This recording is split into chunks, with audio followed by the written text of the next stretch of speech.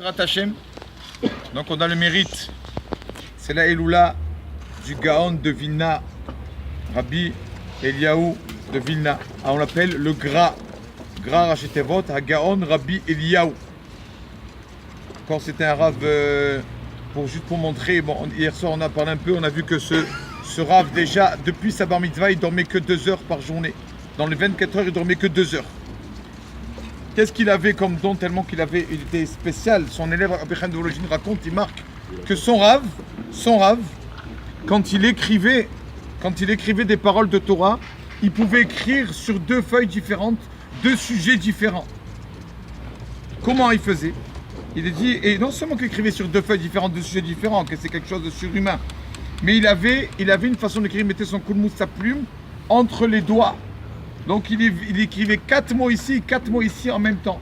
Donc 8 mots en même temps, il écrivait. Quelque chose de surhumain. D'accord? C'est pour ça que vraiment, c'était le Gaon de Vilna. On dit que c'est comme s'il avait 2 cerveaux. Vous pouvez parler à une personne et pendant ce temps aussi écouter l'autre et lui répondre. Il y a beaucoup d'histoires sur lui. Quand c'est qu'il répondait aux questions des autres? C'était un Rav qui étudiait. Quand c'est qu'il répondait? Quand il allait au mikvé. Pendant le moment où il enlève ses habits et tout ça, on ne peut pas penser à des paroles de Torah. C'est un endroit où on ne peut pas penser ou dire des paroles de Torah. Donc, on lui posait des questions comme ça les professeurs des hôpitaux dans sa ville lui posaient des questions et tout. Il répondait à ce moment-là, juste quand il s'enlevait les habits du mikvé pour pas perdre de temps dans son étude. Alors, comme de toute façon, c'est pas le moment d'étudier, pas étudier, il répondait au professeur. Il a dit hier, il a écrit, j'ai vu aussi une vidéo, un Rav Kor qui parlait, il a dit qu'il a écrit des livres. Donc, vous savez, il écrit de mathématiques, d'algèbre, de géométrie, le Gaon de Vilna. Et ou pas. Donc il était vraiment, voilà, au-dessus de vraiment, c'était un Rav hors pair. Je savais qu'avant c'est une histoire connue qu'avant de mourir, il s'est mis à pleurer. Il s'est mis à pleurer avant de mourir. Ils lui ont dit, Rabbi, vous pleurez. Vous arrivez là-bas, vous avez les valises, vous êtes surchargé avec les valises que vous avez pour arriver devant Akadosh Baruch Hu, dans le tribunal céleste. Et il pleurait. Pourquoi vous pleurez, Rabbi? Il leur a dit, j'ai de la peine. Je suis ici dans ce monde-là, le monde matériel. On peut acheter 5 euros, 10 euros. On peut acheter un talit de katan, on peut acheter une mitzvah. On paye un peu, on peut faire une mitzvah. On paye un peu, on achète un loulav. Tout. Et dit là-bas, même si je donne des millions, je ne pourrais plus faire les mitzvot. Il n'y a que ici qu'on peut faire. C'est pour ça que je pleure. Je vais bientôt quitter ce monde et là-bas, je ne pourrai rien faire. Il y a une histoire qui est liée à lui au Gaon de Vilna, une très belle histoire. Vous savez que des fois, il allait se tourner dans les villes pour un peu renforcer les communautés. Et une fois, il arrive dans une communauté, un monsieur qui lui dit, s'il vous plaît, vous pouvez dormir chez moi? Quand il vient, je dis, écoute, bon, on va partager un peu. Je vais dormir chez toi 2 semaines. 2 semaines, je dors chez toi. Le monsieur est tout content.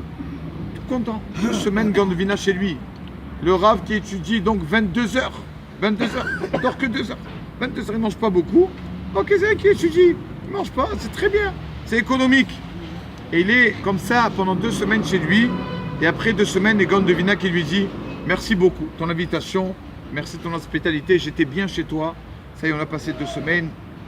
Il lui dit, Rabbi, merci beaucoup, à vous aussi. Et les Gaon de Vilna, avant de partir, il dit à ce monsieur, je peux te poser une question? Il lui a dit, oui, Rav. Il lui a dit, écoute, je te vois tous les jours, je te vois agir. Baruch Hashem, tu es dans la Torah, tu fais les mitzvot.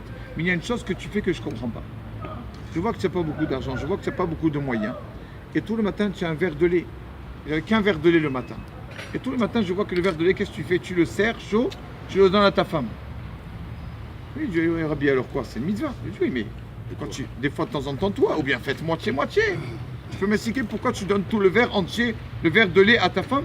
Je peux savoir. Est-ce qu'il y a un sujet dans la Ra que je ne connais pas? Est-ce qu'il y a une raison? Et le monsieur qui raconte au Rav très brièvement, je vais essayer de faire le plus vite, il lui dit, Rabbi, vous savez que quand j'étais jeune, j'étais dans une yeshiva. À l'âge de 11 ans, tellement que j'étais surdoué, Rabbi, à l'âge de 11 ans, j'étais fils de... Mon père était un grand Rav.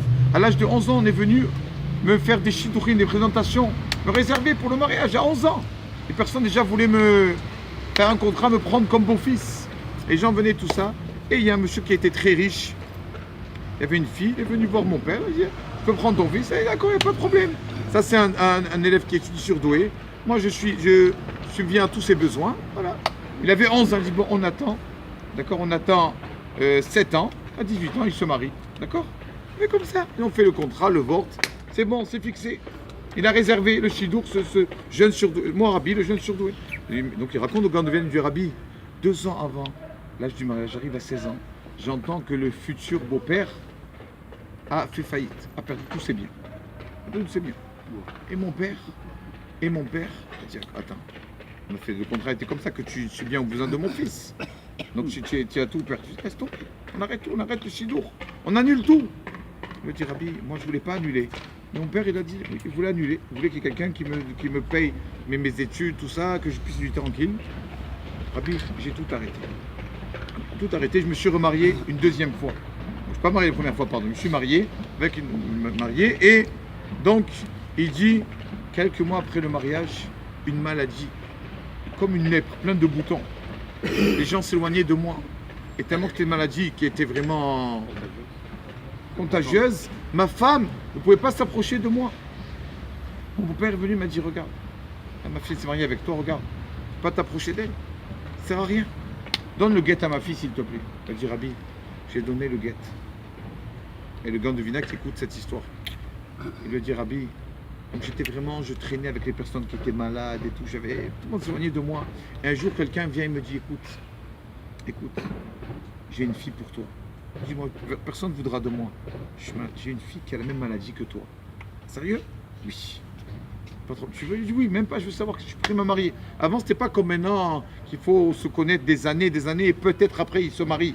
Avant, il se faisait vite, il savait, il perdait pas le temps. Il n'y a pas de problème, je la prends cette fille. Et donc, ils arrivent sous la roupa. Et la Kalak se met à pleurer, à pleurer, à pleurer. Qu'est-ce qui se passe? Après la roupa, donc juste avant la roupa, il lui dit, qu'est-ce qui t'arrive? Tu pleures? Il lui a dit, c'est mon histoire, j'ai beaucoup de problèmes dans ma vie, je suis content d'arriver en dessous de la roupa. Il m'a dit, mais c'est quoi ton histoire? Elle lui raconte, avant j'étais une fille de riche, je me mariais avec quelqu'un et tout. Il lui a dit, comment il s'appelle? Shmuel lui a dit, c'est moi Shmuel, c'est moi Shmuel, c'est moi. Et donc il a dit, Rabbi, voilà ma femme, c'est elle ma femme. Donc tout ce que je l'ai fait souffrir, je vais marier avec elle, des années avec dans la tête, je vais marier avec elle. Mais ou pas, elle m'a attendu, finalement on n'a pas marié, on s'est marié qu'après, Rabbi, tout ce que je l'ai fait souffrir, j'essaye de me faire pardonner. J'essaye, la pauvre, ma femme, avant notre mariage, combien je lui ai fait souffrir. Alors tous les matins, le verre de lait, c'est que pour elle. Que pour elle. Et Gand de Vina, il a pleuré, il lui a dit, je peux te demander une chose? Il a dit oui, je veux rester encore chez toi 2 semaines. Je veux rester ici dans la maison, tu es un tzaddik. Comme tu fais cette chose ça, envers ta femme, Gand de Vina, il est resté donc 1 mois dans sa maison et étudier. Son mérite nous protège, amen. Amen.